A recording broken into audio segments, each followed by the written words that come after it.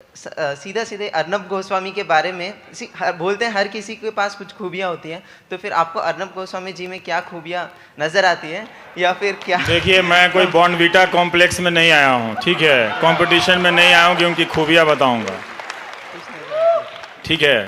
तो ये इसको रहने दीजिए, उनमें जब खूबियाँ नज़र आ जाएंगी तो वो भी बता देंगे आपको। तो हमारे यहाँ अभी तक तो जितने भी बदमाश लोग पैदा वो हिंदी बोला करते थे लोकल लैंग्वेज में। इंग्लिश वाले बदमाश अब पैदा हुए हैं, जिससे आप पैसा देते हैं, आपके सवाल नहीं उठाए, बल्कि किसी का प्रोपेगेंडा आपके ऊपर थोपा है। इसलिए कहना शुरू करो। टीवी में काम करते हुए, छोड़ने के बाद नहीं कहा, काम करते हुए लिखा कि टीवी मत देखो, क्योंकि ये टीवी लोकतंत्र का हथियार नहीं है, लोकतंत्र को ख़त्म करने का जरिया है। जो थोड़े बचे खुचे लोग हैं, उन सबको ज़्यादा काम करने की ज़रूरत है और एक के बदले 11 से 11,000 होने की ज़रूरत है। मुझे ज़ीरो टीआरपी वाला एंकर कह सकता है कोई, मगर आप एक दर्शक हैं और आप ज़ीरो नहीं हैं।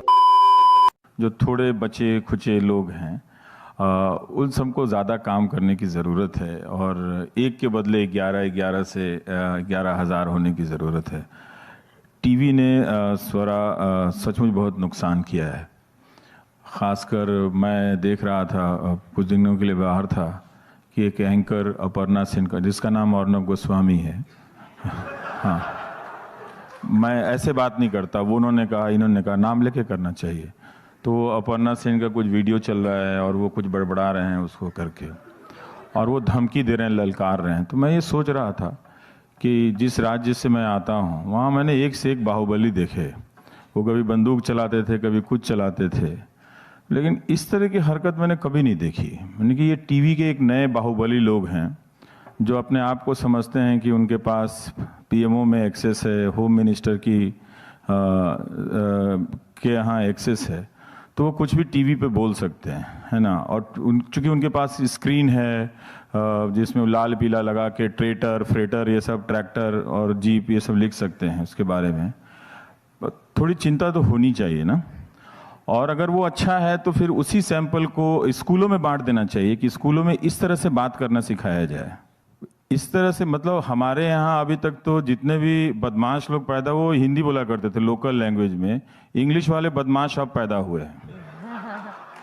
भाषा देखिए ना, वो हम तो सोचते थे कि अंग्रेजी बोलने में थोड़ा कल्चर आ जाएगा, स्टाइल आ जाएगा, थोड़ा हाँ, थोड़ा शेक्सपियर साहब आपकी आत्मा में प्रवेश कर जाएंगे और कांटा छुरी चम्मच आ जाएगा। मतलब ये मैं पहली बार देख रहा हूँ कि जो भाषा है, अंग्रेजी भाषा का भी इस्तेमाल जो है वो रफियन तरीके से की जा सकती है। अच्छा है, ठीक है। हम ऐसे अंग्रेजी का नुकसान नहीं कर सके, लेकिन इस तरह से अंग्रेजी बोलने वाले अंग्रेजी का नुकसान करें तो हमारा तो फायदा है इसमें। तो डरावना है, ले हम लोग और मार्जिनलाइज्ड होंगे, है ना, उसकी चिंता नहीं करनी है। ये बात, ये अवार्ड नहीं मिला होता तो भी मैं यही बात कर रहा होता कि हम सबको अपनी अपनी ज़मीन पर खड़े होकर अपनी बात कहते रहनी चाहिए। हमारे न्यूज़ एंकरों ने, अखबारों ने आम लोगों का, जिससे आप पैसा देते हैं, आपके सवाल नहीं उठाए, बल्कि किसी का प्रोपेगेंडा आपके ऊपर थोपा है।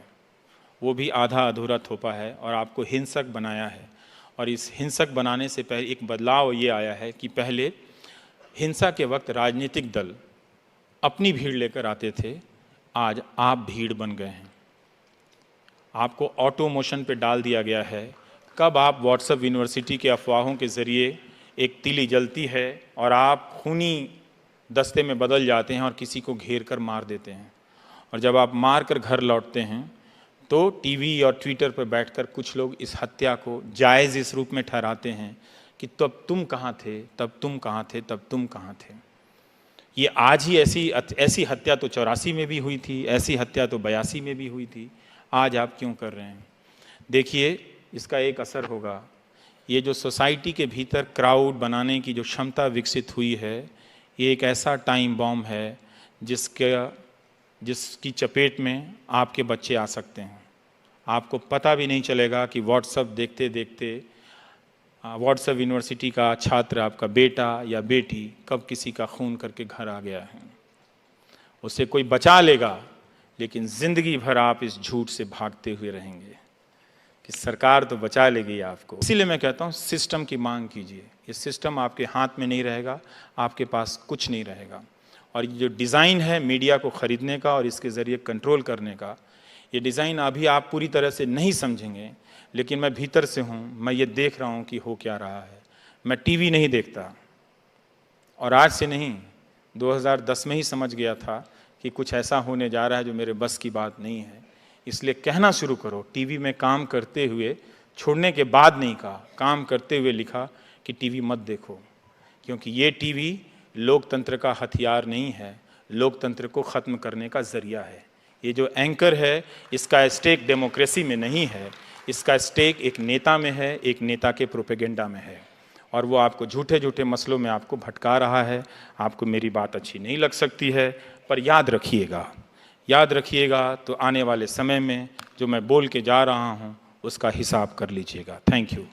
छोटी सी 3 क्वेश्चन है मेरे पास। 3 छोटे छोटे से। तो 3 नहीं 1। हाँ ठीक है, एक ही में कर देता हूँ। हाँ, सर, किसी प्रत्येक न्यूज़ चैनल का न्यूज़ एंकर बनने पर वो चैनल ओनर्स का इस न्यूज़ एंकर की न्यूज़ जो डिलीवरी होता है उस पर कितना असर होता है, कितना प्रभाव होता है? जैसे कि कभी कोई कॉन्ट्रडिक्शन होता है तो उसको कैसे डील किया जाता है कि आप कुछ और बोलना चाहते हैं तो फिर कुछ और स्क्रिप्ट टाइप का है।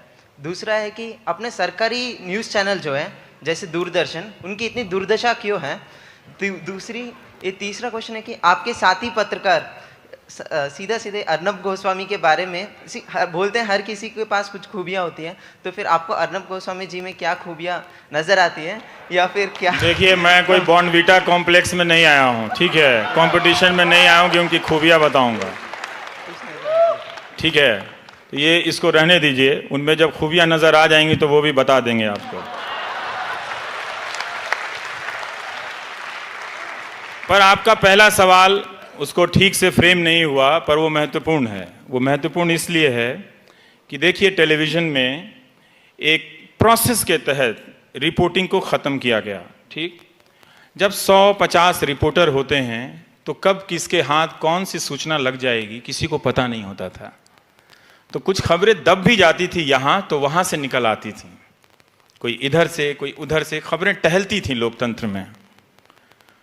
लेकिन रिपोर्टर को हटा दिया गया और न्यूज़ रूम में एक स्टार सिस्टम लाया गया, जिसका बेनिफिशियरी मैं भी हूं। तो जब ये 4-5 हो गए तो पावर के लिए इनको कंट्रोल करना आसान हो गया। मेहनत कम हो गई ना, मेहनत कम हो गई, इनकी इनसिक्योरिटी बढ़ गई कि यहां से हटेंगे तो कहां जाएंगे। तो उस कुर्सी को बचाने के लिए वो लगातार पावर से बैलेंस करते हैं। तो जैसे ही लगेगा कि कोई नेता 20 साल तक नहीं हारने वाला है, उस हफ्ते आप उस एंकर की देखेंगे जुबान बदल जाएगा। जैसे ही लगेगा कि ये नेता लगता है कि अगले साल हार सकता है, तो उसकी जुबान बदलने लगती है कि वो दिन रात अपना एक बैलेंस खोज रहा है और वो खुद ही ऑब्जेक्टिव नहीं है। ये आसान है। तो यही हुआ है कि पिछले 10 साल में टीवी चैनलों से रिपोर्टिंग खत्म कर दी गई है। अब किसी के पास इंफॉर्मेशन नहीं है, सबके पास परसेप्शन है, जो बहुत आसान है करना। एक टाई और एक कोट की ज़रूरत है और रात में 1 घंटा समय की ज़रूरत है। आप इस मुल्क को बिना कुछ किए बर्बाद कर सकते हैं। मुझे 0 टीआरपी वाला एंकर कह सकता है कोई, मगर आप एक दर्शक हैं और आप 0 नहीं हैं। जब तक एक भी दर्शक ऐसा है जो किनारे खड़े होकर चीज़ों को देख रहा है, तौल रहा है, तब तक तथ्यों के बचे रहने की संभावना है। अगर आप एक भी हैं तो भी आपको बधाई।